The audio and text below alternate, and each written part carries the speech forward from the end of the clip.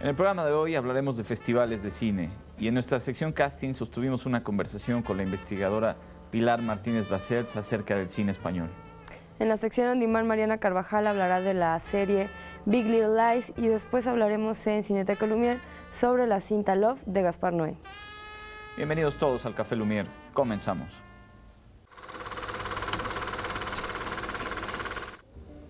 Hola, mi nombre es Victoria Cabrera y les damos la bienvenida a todos los que nos sintonizan a través de Radio y Televisión de Veracruz. ¿Qué tal? Yo soy Gustavo Vega y de igual forma saludamos a toda la gente que nos ha seguido a través de las redes sociales. Hoy queremos hablar de un tema muy particular que son los festivales de cine.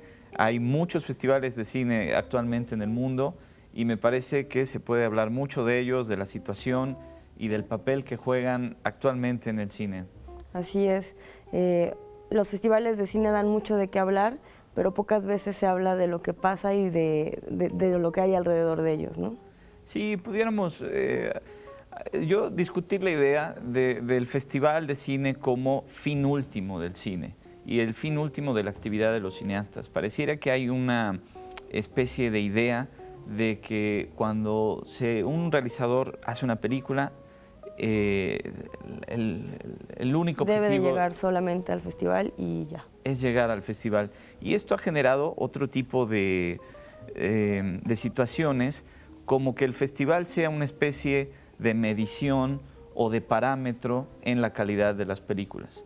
Si bien hace algunos años este papel lo tomaban los críticos de cine, quienes con una crítica, con un texto, podían destruir o encumbrar una película, esta situación ha cambiado en nuestros tiempos y me parece que ese papel lo han tomado los festivales de cine, precisamente con sus laureles y precisamente con las marcas que ellos han desarrollado y han posicionado, como si obtener un premio o un galardón asegurara algo para la película. En determinado festival asegurara algo o significara algo, si fuera la medición de la calidad de la película, lo cual me parece que desde muchos puntos de vista esto no está relacionado, no tendría nada que ver la presencia de una película en un festival o la premiación de una película con su calidad. Sí, si bien en los festivales de cine, pues las personas que premian a las películas están preparados, tienen una trayectoria y digamos son respetables o se les considera como pues críticos, ¿no? Conocedores. O que pueden validar una película. Me parece que a veces la calidad de las películas no necesariamente es la que ellos dicen, ¿no? O sea, también depende mucho de las particularidades, de lo que ellos piensen del cine, ¿no? Y a veces las películas no se adaptan a esas exigencias personales y se ven un tanto rechazadas cuando a lo mejor pueden tener muchísima calidad y que en el momento en el festival no les va muy bien, pero después con los años, con la aceptación del público, terminan siendo unas grandes películas y consideradas clásicos, ¿no? De entrada hay una idea un tanto contradictoria en el centro del festival, que es la idea de la competencia. Cómo poner a competir expresiones artísticas que por naturaleza son distintas. Un realizador cuando hace una obra cinematográfica o está pensando en una obra artística, no está pensando en compararse con otros ni en obtener un galardón. Y si ese fuese el caso, pues me parece que está viciado entonces desde el inicio la realización de la película, ¿no? Exactamente, va en contraposición de los principios artísticos o del impulso que todo creador debe tener, que dista mucho de la obtención de un galardón. Esta idea central de generar una competencia, que es el centro mismo de un festival, se ha convertido en la razón de ser de la mayoría de los festivales, me parece que es contradictoria la idea y genera otro tipo de conclusiones y otro tipo de percepción que, como lo hemos venido y lo discutimos aquí en el Café Lumière, alejada del fenómeno cinematográfico mismo. Sí, y otra cosa que también sucede es que, retomando un poco la idea del principio de los laureles, qué tan válido hacen la película o qué tanto éxito le garantizan a la película, pues muchas veces nos damos cuenta que pueden ser películas que solo corren en festivales y que finalmente nunca llegan a tener exhibición comercial, ¿no? Que pues tampoco les garantiza eso, o sea, tener un éxito en taquilla. Exactamente, realizadores de muy alto prestigio y que por supuesto se han presentado en Cannes han llegado a afirmar que incluso si no se es francés, es decir, si la película no pertenece a la nacionalidad del festival, pues incluso en los festivales más grandes y más prestigiosos del mundo tampoco les asegura un verdadero impacto en las ventas o en la distribución de su película. Sin duda alguna, un tema muy amplio de qué hablar, me parece que están en riesgo y las ideas que giran en torno a los festivales no siempre van acordes con el cine mismo. Así es.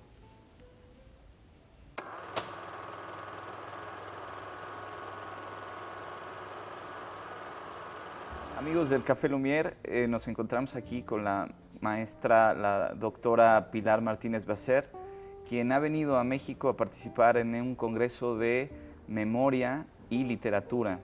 Y para nosotros es un honor, por supuesto que en esto entra directamente el cine, en la creación, hablar de memoria, forzosamente y sobre todo en el siglo XX, involucra al cine. Y pues le agradecemos a la maestra que platique con nosotros, como decimos aquí en México, que conversemos. Y bienvenida, maestra, a Jalapa y al Café Lumière.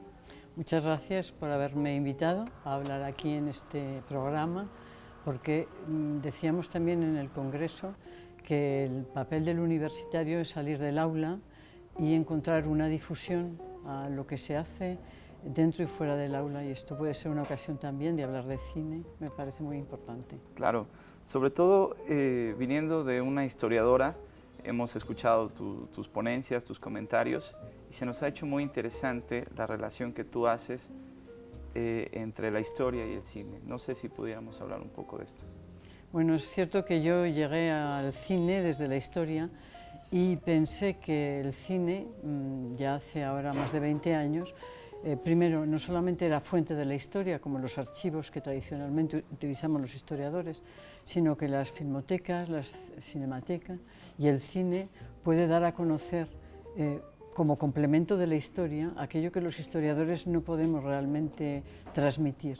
Y en esto yo creo que es un poco el mismo terreno que la literatura o que la ficción en general.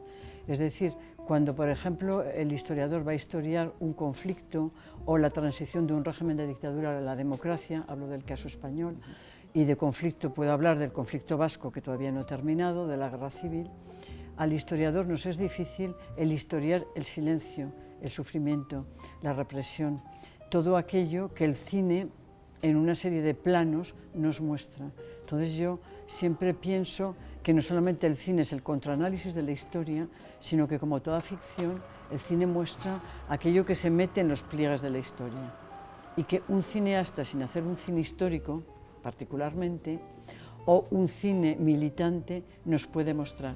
En España hay un director de cine que decía siempre, evidentemente mostrar es denunciar. Pasar la cámara por una calle, sin ningún tipo de discurso y de diálogo, dice muchísimo más que a lo mejor muchas encuestas sociológicas sobre la vida de una ciudad, de un pueblo o de una clase. Nos recuerda al propio Buñuel, ¿no? Esta idea de mostrar es denunciar. Sí. Has mencionado una palabra importante que son las ficciones. Hoy en día se habla siempre del cine documental y del cine de ficción como si estos fueran dos mundos distintos. Y para ti son importantes las ficciones. Has hablado de que particularmente para el cine latino o hispánico en nuestro caso, es particularmente la ficción, particularmente importante la ficción. Yo creo que ahora en todos los países se habla mucho de estos dos géneros que habían estado totalmente separados. El documental en Francia se define como el cine de la realidad, le cinéma du réel.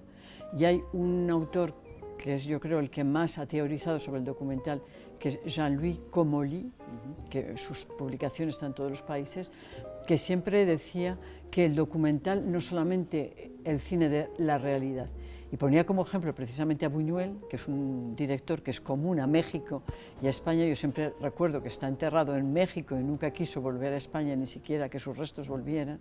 Yo creo que esto dice mucho de nuestras historias comunes y conjuntas. Bueno, pues en Las Urdes de Buñuel, que es un documental, que siempre decimos es el primer documental de la historia del cine, Comolli, estudiando plano a plano, se da cuenta de que en uno de los planos de Las Urdes, cuando uno de los asnos se despeña con todo un panal de abejas detrás, hay como una especie de puntito blanco en el fondo.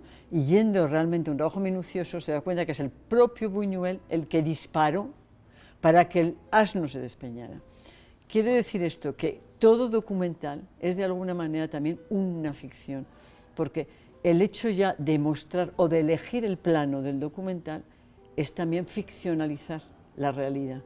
Entonces, es evidente que son relatos diferentes y complementarios, pero hay que contemplarlos como tal. Es decir, si yo hago un documental sobre la crisis económica en España, y ha habido muchos, estamos eligiendo, evidentemente, desde el principio hasta el final, los planos, la historia, la ciudad, los testimonios. Evidentemente, hay un resultado y un propósito diferente. Pero yo diría que actualmente en el cine español, en el cine del siglo XXI, hay muchas ficciones sobre la crisis económica, por ejemplo, muchísimas. Es decir, esta crisis económica que tan de golpe llegó y que arrasó literalmente al país, que dejó en la calle, literalmente en la acera, a muchos habitantes del país sin siquiera tener un hogar. Bueno, el cine de ficción lo mostró con tal realismo, con tal crueldad, que el documental se apartó, porque esa ficción ya, que no era una ficción para suscitar en el espectador el patos o la compasión, era simplemente para despertar las conciencias, diciendo, esta España que se proclamó, qué bien, cómo hemos llegado verdaderamente a un país rico en que los resultados económicos son buenísimos, bueno, pues de repente, de un día para otro, todo se desmorona.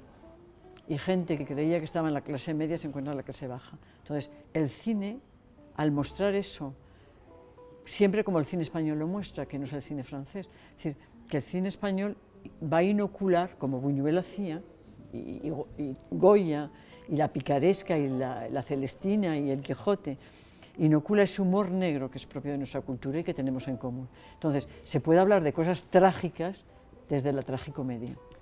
Y muchas veces la ficción abre la mirada, ¿no? Sí. Mucho más que el documental. Sí. Porque uno recurre a la ficción a recrear una realidad y ahí encuentra cosas que, como dices, no se pueden poner en las estadísticas, no Claro. se pueden poner en la letra muchas veces, ¿no? El cine entendido como fenómeno social siempre ha estado relacionado, de hechos que simbran a las sociedades. En el caso del cine español me parece que es la Guerra Civil Española, ¿no? Es un parteaguas y se ve reflejado en el cine o el cine lo retoma. Tú eres especialista en el cine de la Guerra Civil Española. ¿De qué manera influyó la Guerra Civil la cinematografía española? Yo creo que todo el cine español, como la sociedad española en general, como la vida política hasta ayer mismo, en los debates que hubo en el Parlamento, la Guerra Civil es un conflicto que es precisamente un conflicto civil. Y un conflicto civil deja heridas en la población muchas generaciones después, incluso en aquellos en que no vivieron la guerra. Yo pienso que fue una guerra que fue seguida de 40 años de lo que se llamó una paz armada. Es decir, que el franquismo no fue un régimen político o una dictadura militar como cualquier otra. Cuando termina la guerra, evidentemente, no empieza la paz. Es decir, es una paz en la que el régimen franquista mantiene un control sobre la población y toda la cultura que segrega al régimen franquista es para intentar justificar, legitimar la violencia armada. Quiere decir que el cine, que era hasta 1930 uno de las artes más populares, como en todos los países, frente a la literatura, que requería el saber leer y escribir, o sea, el cine, que era el arte más popular, el franquismo, como otros regímenes dictatoriales, se dio cuenta de que el cine, evidentemente, al ser un arte popular, había que controlarlo del principio hasta el final. Y entonces, ese cine, evidentemente, fue un instrumento de propaganda al servicio de los vencedores, con lo cual las imágenes sobre la guerra aunque se hablaran de conflictos anteriores, por ejemplo, la conquista de América, la pérdida de las colonias, 1898, etc. Todo ese cine, como en el coloquio se ha dicho en otros momentos, todo cine que evidentemente habla del pasado, de un pasado como la pérdida de las colonias o la conquista de América, remite al presente, porque se filma desde el presente. Es decir, que cualquiera de los conflictos que ese cine franquista reflejara, la invasión napoleónica, estaba hablando de la guerra civil, pero simplemente desde el punto de vista de los vencedores. Desde los años 60 hay una serie de directores que prefieren vivir en el exilio interior. Pues, maestra Pilar, le agradecemos mucho este tiempo que ha dispuesto usted para conversar con nosotros. Un placer realmente. Van a salir toda la información en nuestras redes también de su festival. Sí. Y pues esperemos que estemos en contacto a la Estamos distancia. en contacto, a ver si podéis venir en antes para filmarlo en directo, porque viene también alguna vez la televisión española a filmar. Ajá. O sea que sería un placer que nos pudiéramos cruzar allí en Nantes. Esperemos que sí. Amigos del Café Lumière, muchas gracias. Esta fue nuestra sección de casting con la maestra Pilar Martínez Bacer.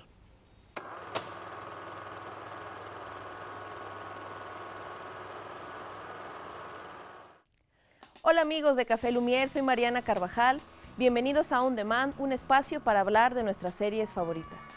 Hoy voy a hablarles de Big Little Lies, un drama sobre unas mujeres que viven en la ciudad de Monterrey, en el norte de California. Esta serie solo tiene 7 capítulos y está basada en una novela del mismo nombre. Estas mujeres son madres de varios niños de primaria y viven en una ciudad en la que todo el mundo las conoce, pero son interpretadas por experimentadas actrices como Nicole Kidman, Reese Witherspoon, Laura Dern y las más jóvenes Zoe Kravitz, hija de Lenny Kravitz, y la joven actriz Shailene Woodley. Nuestros personajes son Madeleine, una mujer muy entrometida pero muy leal a sus amigas, Celeste, una abogada que dejó su carrera para dedicarse a su familia y cuyo secreto es que se enfrenta a un hombre muy violento, su marido. Renata, una exitosa empresaria que vive bajo la presión de su éxito y su deseo de ser una buena madre. Bonnie, la nueva novia del exmarido de Madeleine, que tiene que demostrar que no solamente es una bella muñequita de aparador. Y claro, Jane, la madre de Siggy, que oculta un secreto sobre el padre de su hijo. No se la pierdan porque no es una historia solamente para niñas. Creo que es refrescante poder encontrar historias que tienen personajes femeninos fuertes y bien delineados que permiten a actrices como Nicole Kidman, Witherspoon y Dern, que son mujeres mayores, pero muy guapas todavía, cuya edad pone en peligro sus papeles en un mundo hollywoodense. Esto es un punto más al nuevo mundo y al nuevo alcance de las series de televisión. Bueno amigos, eso es todo. Nos vemos en la próxima emisión de On Demand. Vean series.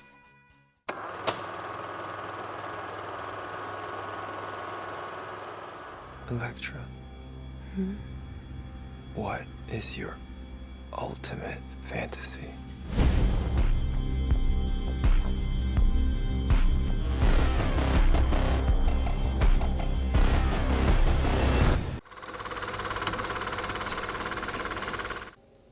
Ya estamos en la sección de Cineteca Lumière. Como lo hablamos en un principio, hoy vamos a comentar la cinta Love de Gaspar Noé, una cinta del 2015 que es un drama erótico que tuvo su estreno en el Festival de Cannes. No fue muy bien recibida y justamente es una de las razones por la que queremos platicar aquí, porque creemos que tiene mucho más que decir que lo que se habló de ella en ese festival. Claro, de alguna manera revalorar la película porque me parece que tiene algunos puntos notables. Y sí, es verdad, desde su aparición estuvo rodeada de ahí de críticas en torno a que si era pornográfica, que si era más que erótica, era provocadora por el hecho de ser provocadora únicamente. Y también recuerdo que el público europeo no la había recibido del todo bien, porque decían que era la típica película donde un americano va a aprovecharse de las europeas o a vivir su especie de carnaval en Europa. Lo cual me parece que no es cierto, me parece que está enmarcada ahí en una tradición. A mí me recuerda directamente a Sin Aliento de Jean-Luc Godard, y es esta parte de que a través del amor o de una relación sentimental, se puede descubrir la ciudad de París y se puede descubrir sobre todo el mundo, el underground parisino, ¿no? Y todo lo que esto conlleva. Claro, en la cinta trata sobre pues, una pareja joven que empiezan a descubrir pues, su amor y su sexualidad. Y creo que a mí es lo que me parece muy rescatable porque tal vez fue muy criticada justamente por tener todas estas escenas de sexo demasiado explícitas, pero finalmente es lo que pasa en una relación, ¿no? O sea, no lo puedes separar. A lo mejor a mucha gente no le gustó porque no tenía, o se criticó que no tenía como el tratamiento real del amor, pero a lo mejor a veces así son las relaciones, ¿no? No, me parece que el tratamiento es sensato. El tratamiento está basado en la intensidad que toda pareja tiene y en lo efímero también del amor y en los errores que se cometen en una relación. Estos son, me parece, los puntos centrales: la intensidad, la exploración, no solo de la otra persona, de uno mismo, del espacio, de las amistades y de la sociedad también. Una película visualmente interesante, recomendamos verla en 3D porque esta película fue hecha para el 3D y es así donde se puede disfrutar realmente de escenas como en el baile, como el viaje psicodélico que toman los personajes al consumir ayahuasca. Una película muy interesante y Gaspar Noé siempre ahí siendo lo respalda también a Gaspar Noé, una cultura visual importante, una cultura cinematográfica, y me parece que vale mucho la pena la película Love de Gaspar Noé. Así es, una reinterpretación del amor en estos tiempos modernos y que pues, no se dejen llevar por los comentarios que a lo mejor andan por ahí en la red, sino véanla con mucha apertura y a ver qué les deja. Hemos llegado al final de nuestro programa y como siempre les recordamos que tenemos una cita dentro de 8 días en el Café Lumière. También los invitamos a que busquen más contenido del programa, que compartan y que nos hagan llegar todos sus comentarios en las redes sociales que en este momento están apareciendo en la pantalla. Muchas gracias por su atención y nos vemos la próxima semana.